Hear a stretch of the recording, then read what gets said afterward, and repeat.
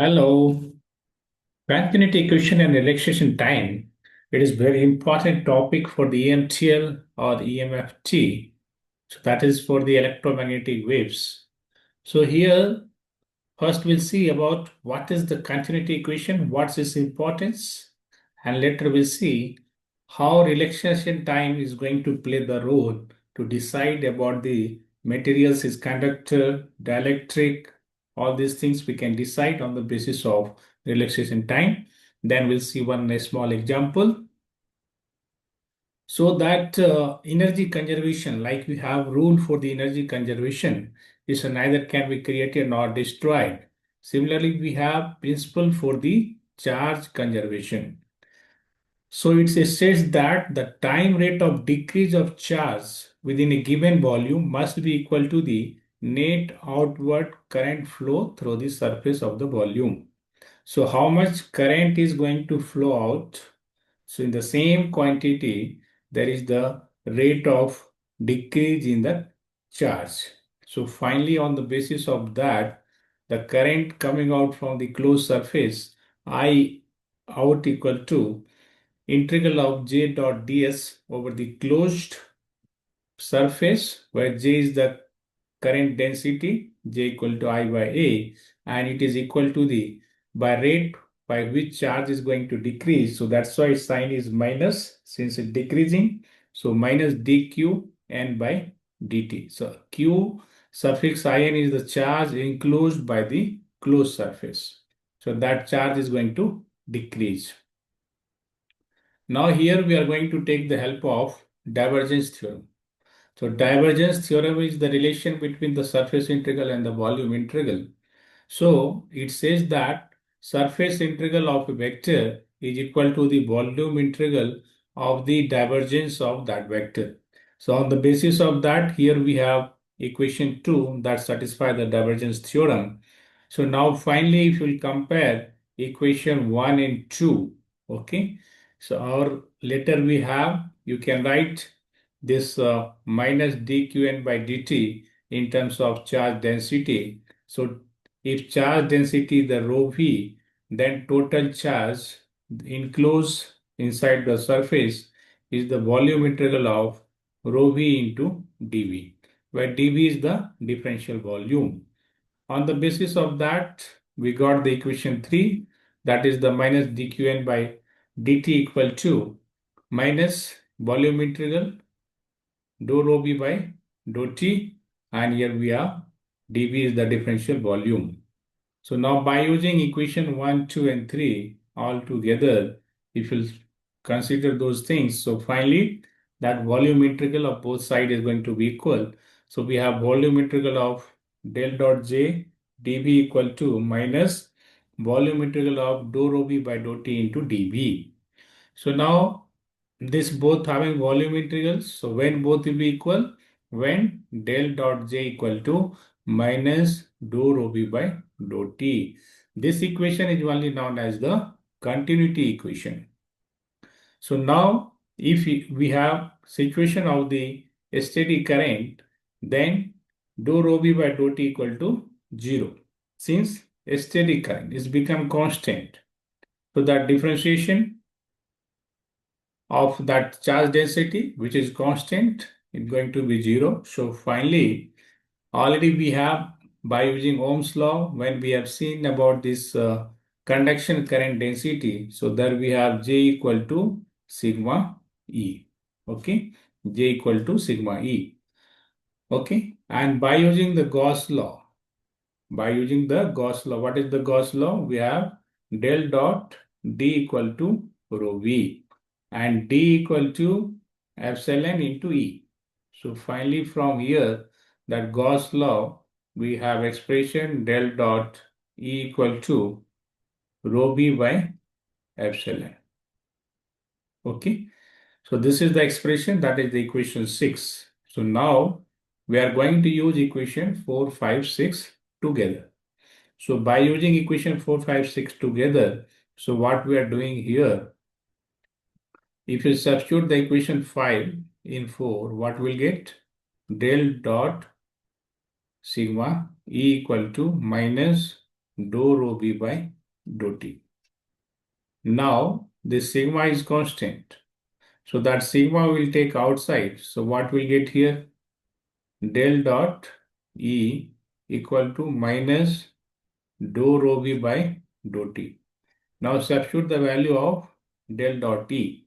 So finally sigma into rho b by epsilon equal to minus dou rho b by dou t.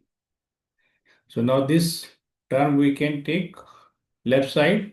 So finally here we'll have expression dou rho b by dou t plus sigma rho b by epsilon equal to 0. So this is called as the homogeneous linear ordinary differential equation. Now again we are going to rearrange this equation 7. So after rearrangement, what you will see here, we have dou rho b by rho b equal to minus sigma by epsilon dt.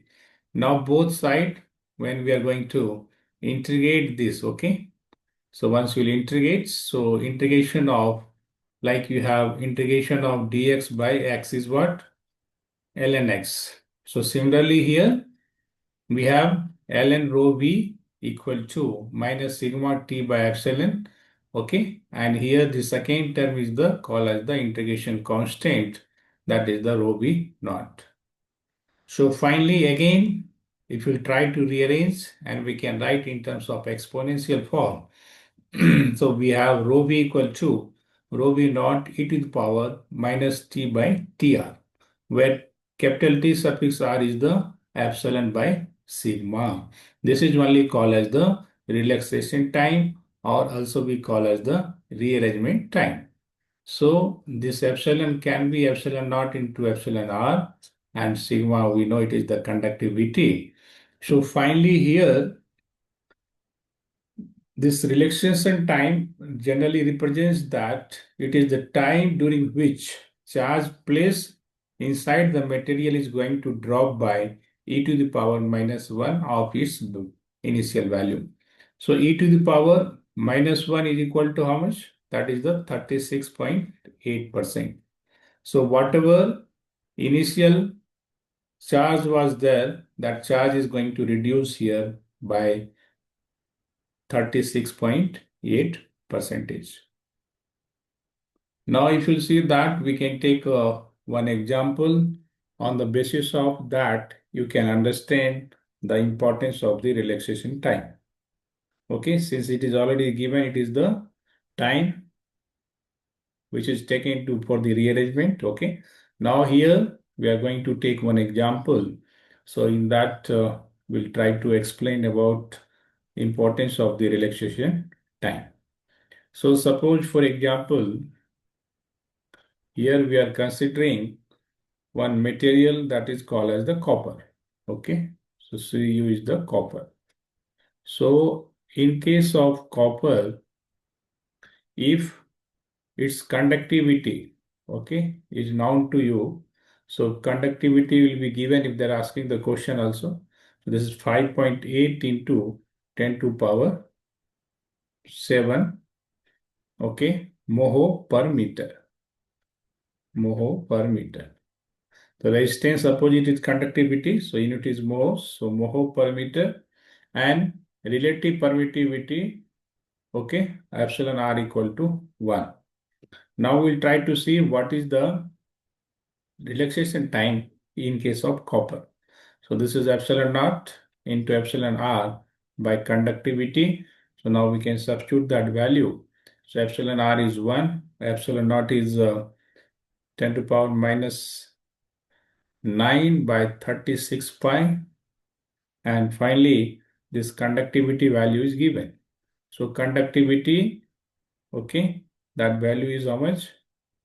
5.8 into 10 to power 7.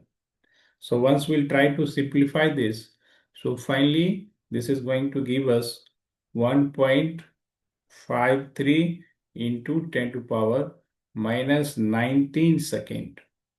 So this is how much a small time. So relaxation time is very, very less here. So it shows that there is the rapid decay of the charge inside the copper. So this decay will takes place. Finally, that charge is going to appear where? On the surface. Okay, so that's why here relaxation time is very less means it is the good conductor. So if relaxation time is less, it is the good conductor. It is very conceptual based questions. Maybe you'll get in the GATE exam also. Okay. Now suppose we'll take another materials as the example. So that is suppose for us we are taking about the quartz. Okay. So that is the fused quartz. In that some data is available. On the basis of that we'll try to calculate. So for this quartz conductivity is 10 to power minus 17 moles per meter. Okay, moles per meter. And here relative permittivity epsilon r is the 5. So formula we have same formula, relaxation time Tr equal to epsilon naught into epsilon r by conductivity.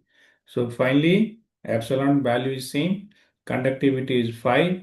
So epsilon r is the 5 here, conductivity is not 5, sorry, conductivity is 10 to power minus 17.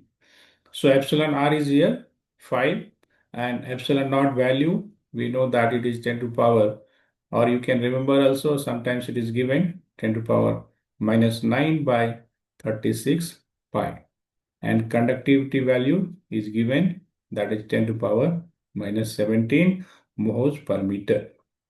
So after rearranging all this, okay, we are going to get very huge time that is approximately equal to 51.2 days. So this is the very large relaxation times for the quartz here. So it shows that it is the good dielectric, not the good conductor. If relaxation time is very high, then it is the good dielectric, not the good conductor.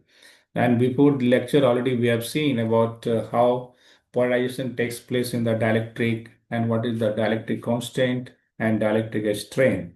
So here on the basis of relaxation times, we are able to recognize whether it is good conductor or it is the good dielectric. Okay. So here important thing is continuity equation. Then we have relaxation time. Thank you. Like, subscribe, share with your friends. Thank you. Thank you.